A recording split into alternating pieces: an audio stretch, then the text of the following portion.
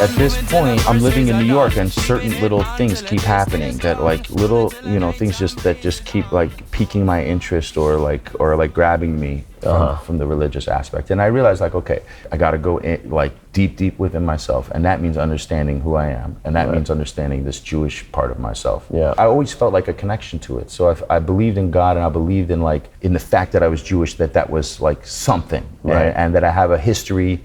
So what does it mean to fill in? What does it mean? Who are these Hasidim? Like, what are they all about? What are they shaking? What's that olive branch they're shaking in the park? And like, I was just like, okay, like they're kind of like on some shit. Like I've looked past them because I've assumed that it's just like rules and archaic laws and stuff like that. But wait a second, there's something here like that is like really, really spiritual and deep and ancient and roots, which is like something that I'm somewhat obsessed with because of reggae music and just growing up in New York in public school and being white and what that means, and just trying to understand my own identity and all of that. So it was kind of like, okay, wait, I need to explore my roots. I really need to like dig in and find out who I am and where I come from. And part of that means like really getting into the religion and understanding that. Yeah. And for me, that meant like not in a book. It meant like going in a completely hands-on, immersive way, which means like down to like wearing a yarmulke now. Okay, how does it feel to wear a yarmulke? I want to read about a book, what it is like to identify as a Jew. Right. I want to see what it's like to wear a yarmulke on the train and see what it feels like. The yarmulke didn't come off. I'm like, I like this. Right. Okay, tzitzis, Okay, and then within a matter of 6 months, I was fully Hasidic. But not just in my look, I was no longer listening to music. I had gotten rid of all the CDs and all the stuff and put them in a box in the garage. I was not watching movies. I was not doing anything that was a social, American. Right, connect you back to that secular-ish. Yeah, I was like, I'm going in, and eventually went in. You get there, and there's huge amount of humility and like ego breaking that has to happen. Yeah. So you get there and you've done the job. You think, okay, I got the beard. I'm in the yeshiva. Right. I've done the work. I'm here. No. Now they tell you like, why did you come here? That was the wrong reason to come here. Right. Who is God? That's not God. That's your own ego that you're projecting onto God. So you get stripped of everything, even the reasons why you went there in the first place. Right.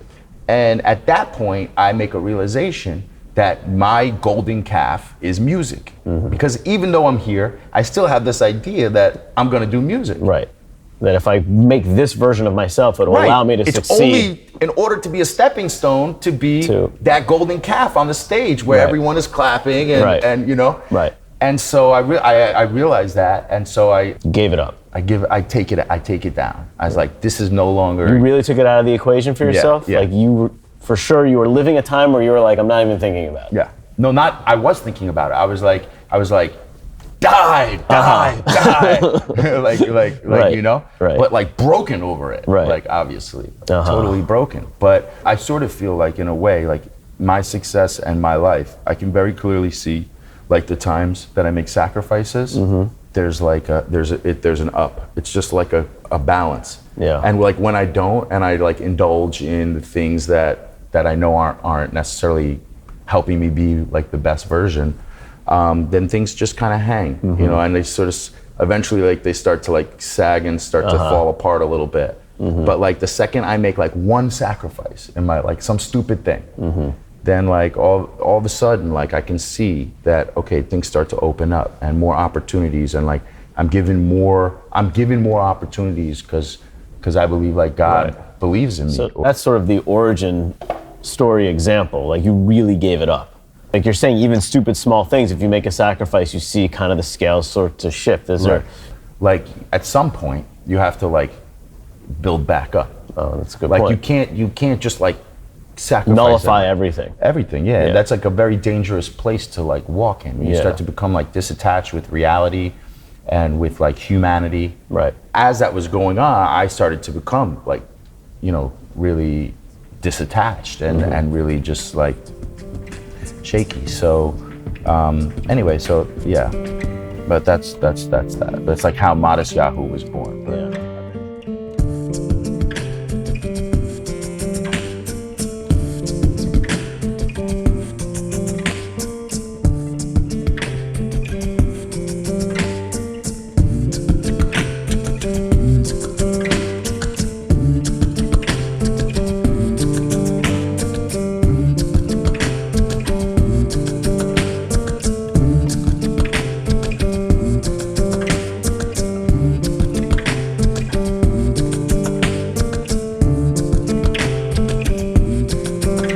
Go figure, pull the trigger as I simmer in the sun. Tell my lady I'll be with her when the summer's come and gone. You are the moon on the rise, you are my tide, you are the one. Sing the song of creation and an anthem for the young in my next life.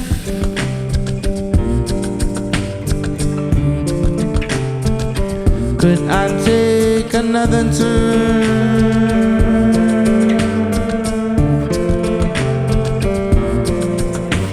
Surrender.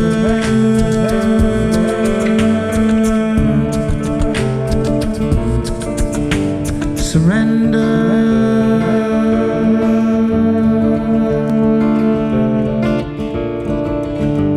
Two eyes make the prize, live the life I know why. Dove cries, stars shine as I fly through the night.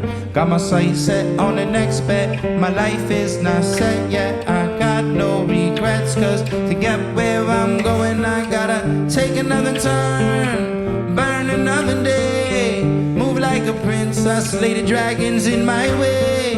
I'll be dancing in the wilderness until my dying day. I'll be dancing on the grave of the brave I have slayed in my next life.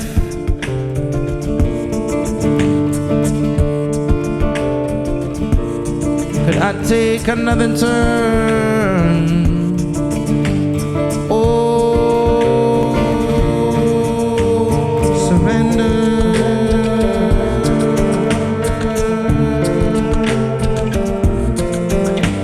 Surrender.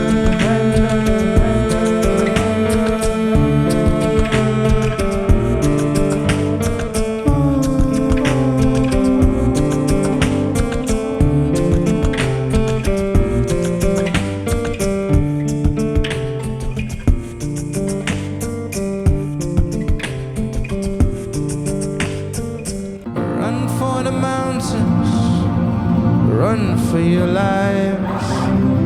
You say we are a nation of slaves with no sight, but I surrender my vision to glory.